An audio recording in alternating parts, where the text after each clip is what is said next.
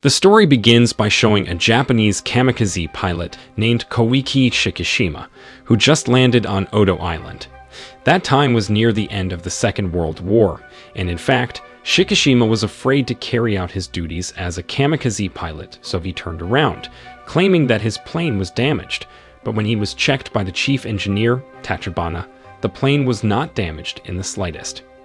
The punishment for kamikaze pilots who run away is death, but Tachibana didn't want any more death. And after all, Japan had proven to be defeated in this war. While talking with Tachibana, Shikishima saw some deep-sea fishes washed up to the shore. When the night came, a sudden attack was alerted, which was not caused by an enemy attack, but by the attack of a monster called the Godzilla. Nobody knew where the monster came from. The only thing in mind was for Shikishima and the others to go to hide. Tachibana told Shikishima to go to his plane and shoot the creature, but when he wanted to shoot, he couldn't even move.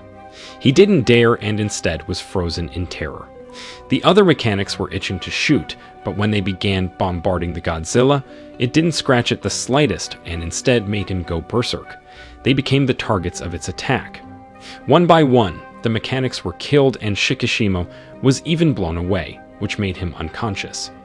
He managed to survive that night attack and was shocked to see that everyone had died, except for Tachibana, who turned out to be still alive. Tachibana was so mad and blamed him for the death of their comrades. Later that day, Shikishima was sent back to Tokyo by the Japanese aircraft carrier, where he received a letter from his mother during the journey, and upon arrival in Tokyo, he saw his house, which had been burnt down to ashes. His neighbor Sumiko was disappointed to find out that he was not carrying out his duty as the kamikaze pilot. She also said that his parents had died due to radiation from the atomic bomb. At the market, Shikishima met a woman who suddenly gave him a random baby. He waited a long time for the woman to return, but she never came back, so he was forced to take the baby. It turned out that the woman had been hiding all this time from the shoppers, who were chasing her for stealing from them, and because she didn't have a place to live, she begged him to let her stay in his house. This girl didn't have a husband, and the baby was a random person's child that she adopted during the air raid. Her name is Noriko, and the little girl is Akiko. Noriko didn't have a family anymore, just like Shikishima. Her parents died after the city was bombarded by American fighters. The next day, Sumiko asked who Shikishima was staying with him in his house. He told her about Noriko and Akiko. After telling her that Noriko couldn't breastfeed the baby, Sumiko taught them how to take care of the baby properly. Noriko and Shikishima lived together since then. One day, Shikishima got a well-paid job, despite the difficult situation at that time, but the job was quite dangerous. His job was to clear sea mines from the World War. Noriko certainly didn't want him, who had gone to war, to endanger himself again, but he managed to convince her about this job and promised that he would return safely. The other crew members that were assigned to this job were Akitsu, Dr. Noda, and Murayama. Their job was quite simple. They just had to cut the sea mines and shoot it with a gun until it exploded. At night, Shikishima dreamed about the Godzilla in Oda Island that slaughtered everyone. It was shown that he was very traumatized by that incident. Shikishima and Noriko lived safely and peacefully. They were even able to build a house that was suitable for them to live in. One day, when having dinner together, Dr. Noda and the others found out that Noriko and Shikishima were not married and that Akiko was not even their child. In March 1947, Noriko got a job as an office employee. Shikishima certainly didn't agree with the idea of her working and leaving Akiko alone in their house, but Noriko told him that Sumiko was willing to look after Akiko. After the World War, the relationship between America and Russia was in turmoil. This certainly affected the smaller countries related to them, including Japan, that couldn't do anything. In May 1947, Shikishima and the others found a wrecked American battleship off the Sea of Japan. He realized that this must have been caused by Godzilla. Plus, there were deep-sea fish carcasses around it, the same as in Odo Island. At that time, it was revealed that Shikishima was a kamikaze pilot. They also realized that their real job was not just to clear sea mines, but to stall for time until the warship from Singapore arrived to kill the Godzilla. While carrying 2 sea mines, they waited and found out Godzilla's whereabouts. At that time, Shikishima realized that Godzilla was getting closer and told Akitsu to run away from there. But Akitsu, who didn't believe in Godzilla's existence, didn't care and instead wanted to try to attack. But after seeing how big the thing they were fighting against was, they immediately ran away. They tried to blow the Godzilla using the sea mines, but it didn't work. Even after shooting at it, it didn't seem to be injured the slightest. They managed to place a bomb in Godzilla's mouth, but unfortunately, the trigger jammed so Shikishima shot it. They managed to blow it up, but the injury wasn't that fatal and the Godzilla regenerated quickly. Fortunately, the warship arrived on time so that Shikishima and the others could avoid the attack. Although they could survive, the warship was completely destroyed by Godzilla's deadly beam. Shikishima fainted during the attack, and when he regained consciousness, he was already in the hospital. He was worried that the Godzilla would come to Tokyo. Dr. Noda said that the Japanese government would keep the attack a secret to avoid mayhem. At home, Shikishima had a panic attack thanks to his trauma from the Godzilla.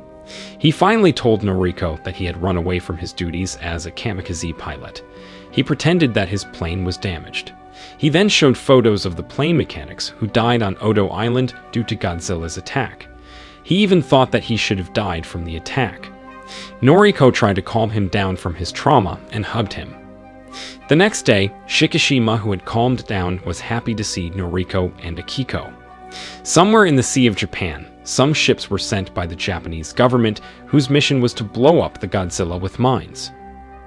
Soon, Shikishima received information that Godzilla was heading to Tokyo, and sure enough, Godzilla was seen destroying everything in his path. Meanwhile, Noriko, who was on her way home, witnessed directly with her own eyes Godzilla's form.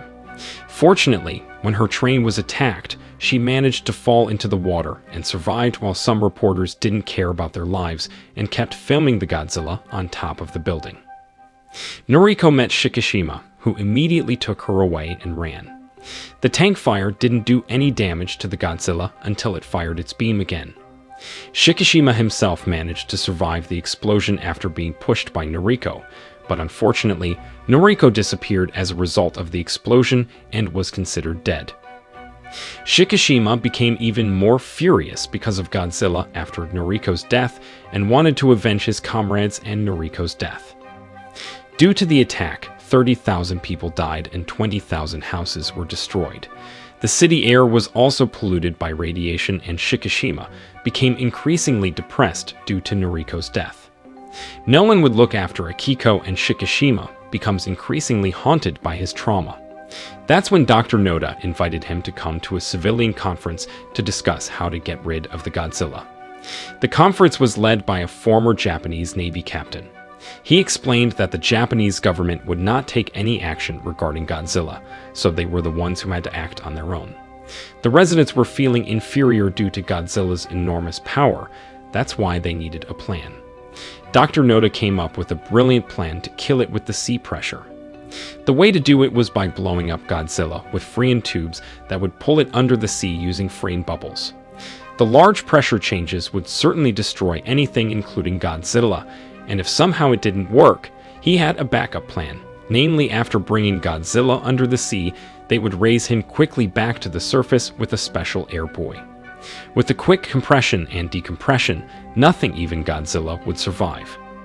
It was all they could do right now, so the captain begged everyone to take part in this mission. This mission was not a suicide mission like during World War, and he hoped they all could survive the mission. At night, they were talking about how to lure Godzilla into their trap. Dr. Noda had the idea of luring him with the sound of Godzilla's voice.